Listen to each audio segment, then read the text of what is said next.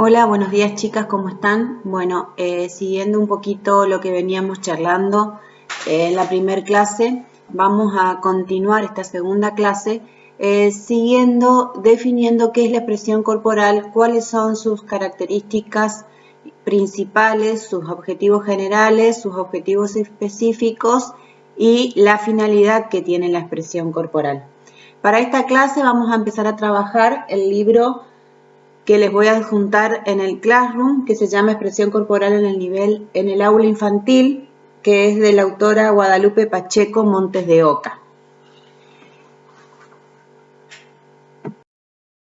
Genéricamente, el concepto de expresión corporal hace referencia al hecho de que todo ser humano, de manera consciente o inconsciente, intencionalmente o no, se manifiesta mediante su cuerpo.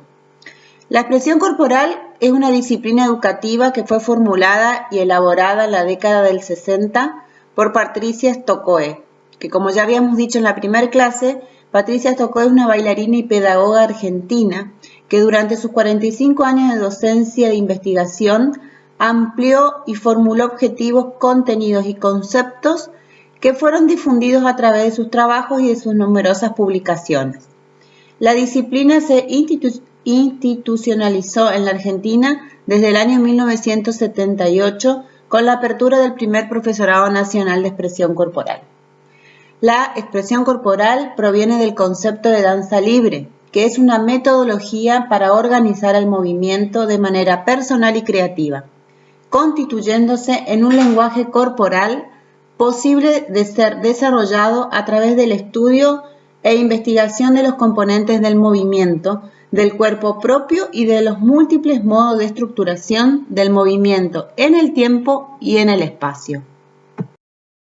El lenguaje corporal adquiere así una función de lenguaje.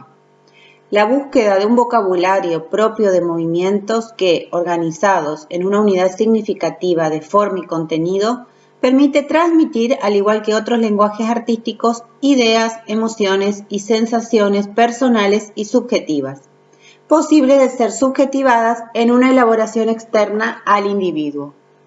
Para enriquecer este lenguaje corporal se utilizan estrategias didácticas o situaciones de aprendizaje significativas que desarrollan habilidades propioceptivas que permitan tomar conciencia del estado interno del cuerpo. Por ejemplo, saber si tenemos las piernas cruzadas en este momento, aunque no lo podamos ver porque están debajo de la mesa. Motrices y comunicativas. Así los propios principios de la investigación y composición coreográfica. La expresión corporal, originada por Patricia Stokoe, propone un quehacer que podrá ser elaborado por cada persona en la medida de sus posibilidades y deseos, donde el objetivo está centrado en la creación del texto propio de cada sujeto. Cuando hablamos con alguien, solo una pequeña parte de la información que obtenemos de esa persona procede de las palabras. Los investigadores han estimado que entre un 60 y un 70% de lo que comunicamos lo hacemos mediante el lenguaje no verbal, es decir, mediante gestos, mediante la apariencia, la postura, la mirada y la expresión. Entonces llegamos así a una definición, según la autora, de qué es la expresión corporal. Y dice que la expresión corporal puede definirse como la disciplina cuyo objeto es la conducta motriz con finalidad expresiva, comunicativa y estética, en la que el cuerpo, el movimiento y el sentimiento son instrumentos básicos. Bueno, ahora vamos a hablar de las características de la expresión corporal. Para ello vamos a hablar de 5 características. La primera es la escasa o la inexistente importancia que le vamos a asignar a la técnica. Vamos a utilizar a la técnica como un medio y no como un fin. La finalidad educativa, es decir, que tiene un principio y que tiene un fin, dentro del grupo sin pretensiones escénicas.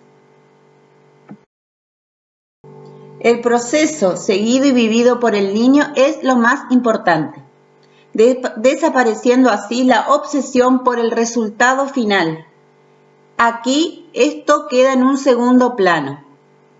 El eje que dirigen las actividades gira en torno al concepto de habilidad y destreza básica y con objetivos referidos a la mejora del bagaje motor del niño. Las respuestas toman así un carácter convergente, ya que el niño busca sus propias adaptaciones.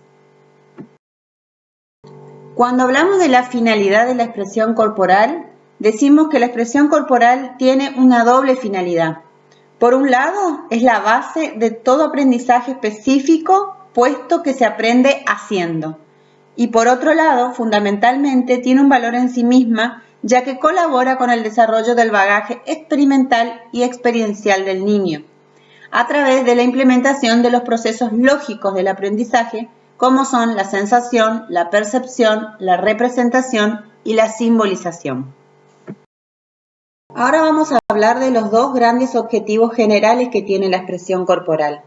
El primero es generar el desarrollo personal, social y comunitario a través de la búsqueda del bienestar psicocorporal consigo mismo y con los otros. Y el segundo objetivo es el desarrollar el aprendizaje de códigos y significados corporales. Cuando hablamos de los objetivos específicos, las tareas que debemos pretender tienen que ver con estos tres objetivos. La primera, exteriorizar, expresar sentimientos, sensaciones, ideas y conceptos. La segunda tiene que ver con socializar y comunicar esos sentimientos, esas sensaciones, esas ideas y esos conceptos.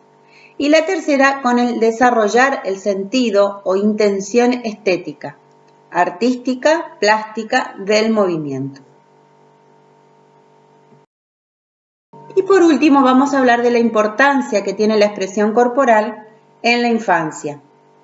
La expresión corporal es una disciplina que desarrolla la sensibilidad, la imaginación, la creatividad y la comunicación humana. Es un lenguaje expresivo comunicativo por medio del cual el individuo puede sentirse, percibirse, conocerse y manifestarse. La práctica de la expresión corporal proporciona un verdadero placer por el descubrimiento del cuerpo en movimiento y la seguridad de su dominio.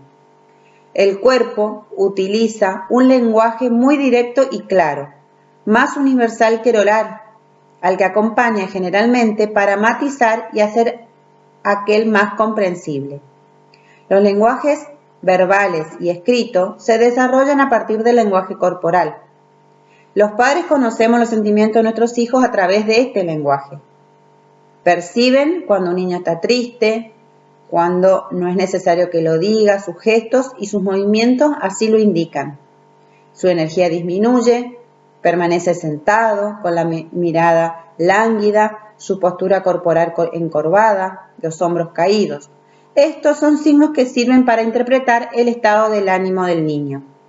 En los primeros años de vida, los padres mantienen un diálogo constante a través de este tipo de lenguaje, ya que es el único medio que tiene el bebé para comunicarse.